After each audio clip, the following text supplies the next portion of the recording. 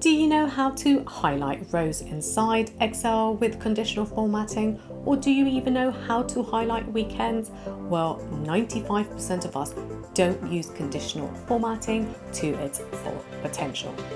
Well, in today's video, we're going to have a look at how to make your data really stand out and visually clear by using dynamic fields, formulas and functions with conditional formatting. There is a link in the description below if you want to follow along, and timestamps if you want to move ahead to the more trickier ones. Okay, I would love to know in the comments if there's something that you've learnt new and you didn't know before. Without further ado, let's jump into it. So our first challenge is to highlight HR department, which we're going to find in column D right here. Okay, for most of us that have used conditional formatting, this is pretty simple. So we're going to highlight our range right here, and we'll go over to the conditional formatting and click onto that. Now highlight cell rules, we go down to a text that contains. Okay, pretty simple. It's detected HR already, and maybe we want to change the color. So let's go on to a yellow color, and we can now just press OK. Great, our first challenge is now complete. Now, say that we want to also highlight the IT department. How would you do this? Well, there are a couple of ways to do this. The first would be to go back here, highlight your range, go to conditional formatting and create another rule, a text that contains IT. And there you go, we can do that again as well. Okay, so this is very repetitive. We've done it twice. Do we really need to do it in that way? Okay, let me show you a better way to do this. Okay, now let's just go back to our cells and let's just clear any formatting so that we don't have any issues when we're doing our new conditional format. Okay, so let's highlight our range again. It's highlighted here already. Now we're going to use a formula. Let's go back, and instead of going to a text that contains, we're going to go to either more rules or a new rule. And how are we going to do this? Okay, in the formatting rule, we're going to use a formula to determine which cells to format. Now, the formula right here is an OR formula. So we have the column D3 if it includes HR, or column D3 if it includes IT. We're going to have some change around it. So this is saying to the formula, if it's either HR or either IT, this is very simple to do. So let's click onto this. Let's change our formatting to an orange color this time. Press OK. OK, and voila. So there you go. It's very easy to do this. Okay, now we're going to do this dynamically. So right now we have it locked under HR or IT as hard-coded figures. So let's just go back to conditional formatting, go to manage rules, and here we can see that in our formatting box, we have the rule that it equals either HR or IT. Now we're going to do this dynamically. So the first thing that we're going to do is make these two departments dynamic.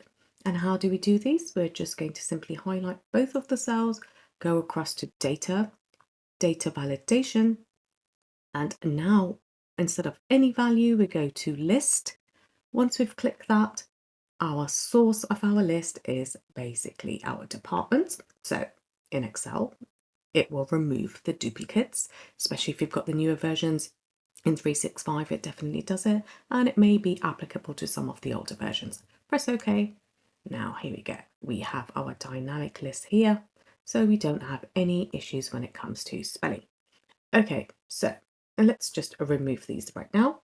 Let's highlight back our data set. Let's go back to conditional formatting, and we're going to manage the rules. Now in our example here, we are going to edit the rule. Once we edit the rule, we have our formula back.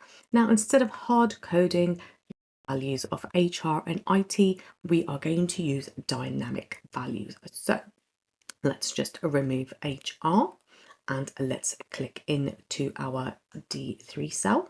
We're going to lock it there because you don't want that to move. That's going to be a hard coded value. we're going to remove IT and we're going to add the second department right here. Now let's press OK. What do you think is going to happen? Apply it. Well, nothing's going to appear right now because we don't have any values in here. So now the cool functionality right here, let's see, we have IT right here and you can have marketing. Now you can build on this. If you want 3 departments, you can also do that. And if you don't want anything, you can simply just delete it. Okay, let's move on to dates. Now dates are pretty interesting and we're going to cover a date now and we're going to have a look at a different date shortly. So let's say that we highlight our data range, we go across to conditional formatting once again and highlight cell rules. Now we go down to this, a date occurring.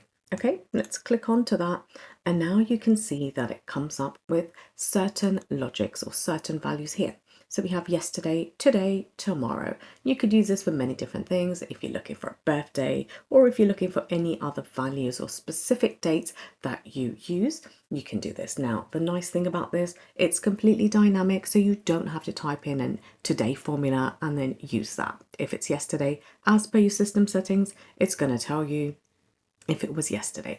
Okay, so we're going to highlight this month, let's say. All right, so now when we have that in red, let's say we have the yellow fill. Yellow fill is showing us the month of May in 2024 and the month of May in 2024. Okay, let's look at yesterday. We don't have anything yesterday in the last 7 days. There you go. We have the last 7 days and next month is also highlighted. So this is something that's pretty cool if you want your Excel sheets dynamically highlighted for a particular date. And then we know which date to pay the bonuses on. Great, let's move on. Okay, now we're going to have a look at how to highlight salary above 50,000. So let's highlight our range. And once again, conditional formatting, highlight cell rules, greater than. Okay, so let's go down here. Now, make sure as Excel reads numbers, we don't need to have any of the formulas there. As you noticed, if we remove the dollar sign, you will get the value. So it's in a value. If you notice here, we have a value. It's not a text. So you need to make sure that you have that. Okay, we're going to change it to green and press OK. Great, 50,000. Now, if you want to start to have a look at something like above 45,000, you need to go back in and change the value. Okay, I'm going to show you how to do this dynamically. Right, so the first thing we need to do, let's clear the rules so it doesn't interfere with anything else. We're going to highlight our range, clear from the selected cells, and now we've got our range selected. We go back to conditional formatting, greater than. Now, instead of typing in a value, we are going to put in a cell reference, and the cell reference, it has to be locked, otherwise it will move down. And let's change this to a yellow or a green fill. Okay, now obviously it's highlighting everything because there's no value in it, but let's type in our 50,000 here and there you go. And let's see, we want to see everything above 40,000. Perfect. Okay, so this is a way to do it dynamically without having to go in and change your rules every time.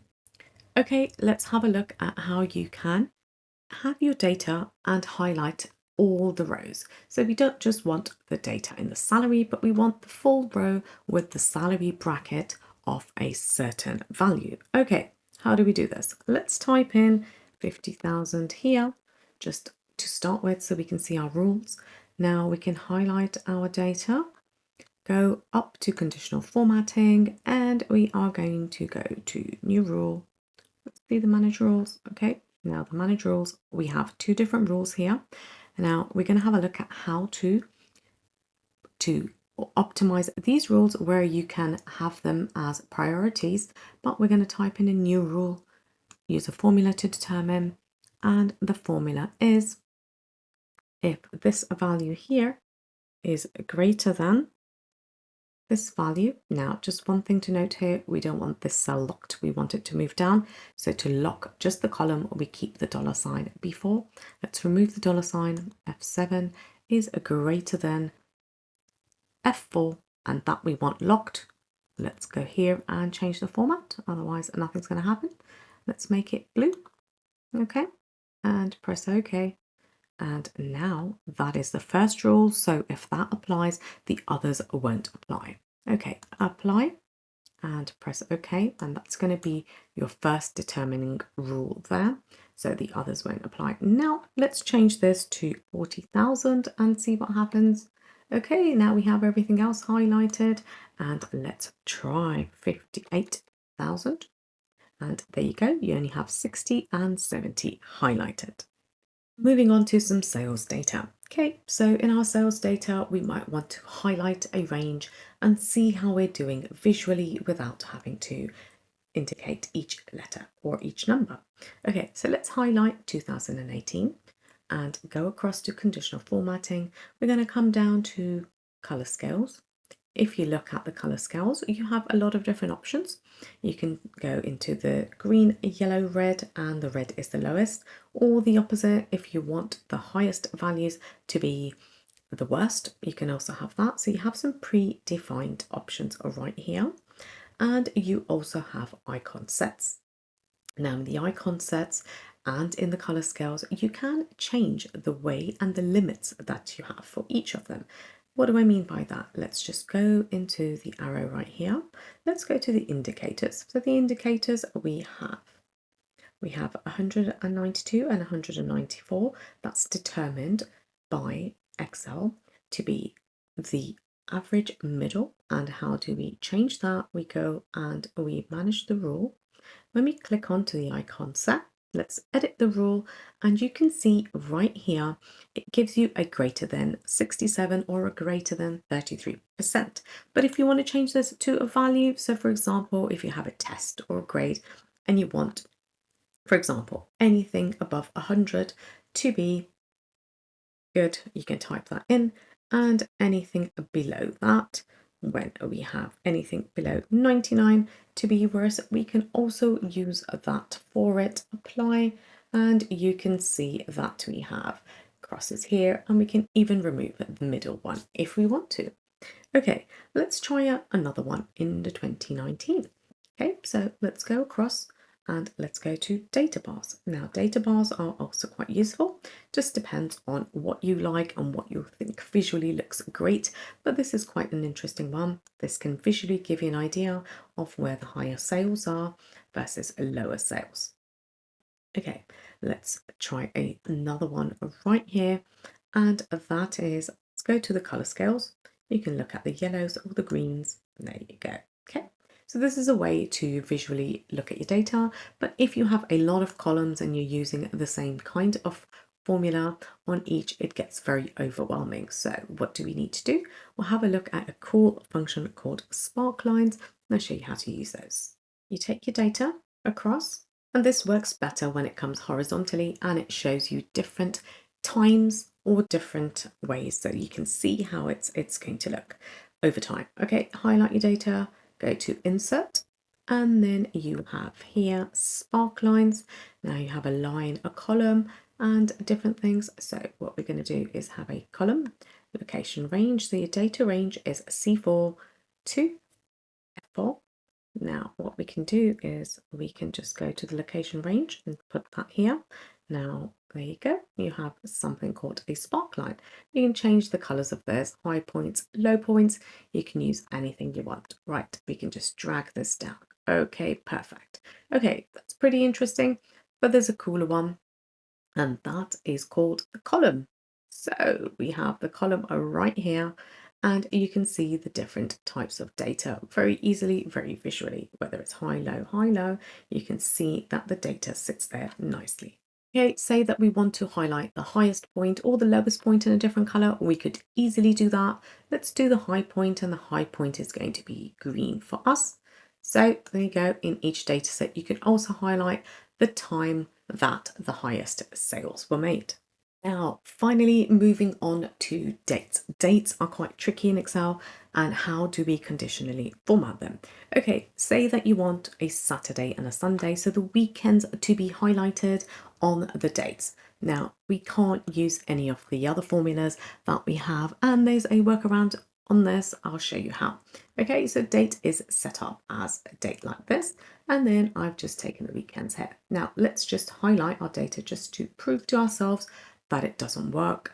We go across, we go to highlight cells, And let's say that we look and highlight our cell of Saturday. And let's just say that we want Saturday, and then we can use it dynamically. Okay, well, there you go. Because it's a date, it's not going to recognize it in Excel. Now, you can convert it to a text, which is just the longer way around to do this. However, I find another way to do this, which is pretty cool. Okay, the first thing we need to look at is Excel stores the days in different numbers. So what do I mean by that? Okay, we have Monday, which is stored as 1, and let's drag that. And then we have Saturday and Sunday, that is stored as a 6 and a 7. Okay, that's important. Stay with me. I'm going to show you how this works now. Okay, so let's highlight our range once again here, and let's go to conditional formatting, and we're going to do a new rule. Okay, we're going to use a formula to determine, and we put that to the side. Now, what do we want to do? We're going to use the function called weekday. So we put the weekday in, and what are we saying is we want it to highlight here. So instead of a locked cell, we want it to move down, and we then just need to remove the $ before the number and keep it on the column, which will allow it to go down the column. Okay, and what do we want it to do here is we want to add a 2. So that's going to give us 2 numbers within the weekday. Let's close that. Now we're going to say it's greater than 5. We could also use greater than or equal to 6 and have that, but we're going to use the greater than 5. Now let's go to format. Let's choose a nice purple color. Press OK. And now it should highlight all our weekends over here. Press OK. And there you go. Every weekend is highlighted. Now the same thing, you can use the same rule to apply to the days if you want to. You can simply just format painter, put that in, and you see, well, it does change that, but you can change back the format as well, and it will keep you with the weekday. Thank you for watching this video today. I hope that you've learned something new, and if you did, I would appreciate a like and subscribe, and until next time, happy spreadsheeting.